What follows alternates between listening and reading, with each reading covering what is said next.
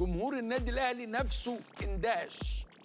لم يكن اي حد يتوقع هذه النتيجة. السلام عليكم ورحمة الله وبركاته، متابعي قناة ميديا سبورت، أهلا بكم. صدمة وجنون الإعلامي عمرو أديب بعد فوز شباب بلوزداد الجزائري على يانج أفريكانز في دوري أبطال أفريقيا ويتغنى بالمنتخب الجزائري. شاهد ماذا قال. في البداية عطروا فمكم بذكر الله، ولا تنسوا الصلاة والسلام على سيدنا محمد. ولو حابب يوصلك كل أخبار كرة القدم ما تنساش لايك للفيديو والاشتراك بالقناة وتفعيل الجرس ليصلك كل فيديوهاتنا. بعد فوز فريق شباب بلوزداد الجزائري على يانج أفريكانز بدوري أبطال أفريقيا في المباراة التي أقيمت بينهم بالجزائر ضمن منافسات المجموعة الرابعة التي تضم الأهلي وشباب بلوزداد ويانج أفريكانز وميديام الغاني، صرح الإعلامي عمرو أديب مصدوم وقال: فريق شباب بلوزداد فاز على يانج أفريكانز 3-0. شكل المجموعة دي هتبقى المنافسة فيها جامدة جدا يا جماعة.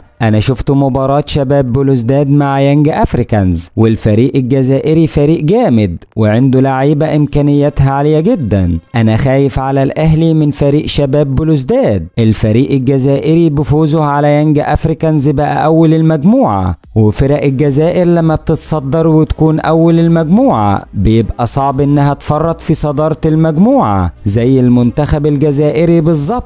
بحس إن المنتخب الجزائري بيحاربوا على الفوز كأنهم جنود في الميدان، وانا بصراحة معجب بلاعيبة الجزائر وبحب لعبهم، وصعب ان اي حد ينافس الجزائر في مجموعتهم في تصفيات كأس العالم. انا بتوقع وصول الجزائر كأول منتخب عربي لكأس العالم القادمة، ووجود شباب بلوزداد مع الاهلي بيخليني احذر من مجموعة الاهلي. وانا شايف ان الاهلي الايام دي مش بالقوة اللي شفناها للاهلي السنة اللي فاتت. تحس ان لاعيبة الاهلي مريحة شوية، بس اللي يخوف ان لو مستوى الاهلي فضل على كده ممكن شباب بلوزداد يصعد اول المجموعة. في النهاية لو حابب يوصلك كل اخبار كرة القدم ما تنساش لايك للفيديو والاشتراك بالقناة وتفعيل الجرس ليصلك كل فيديوهاتنا.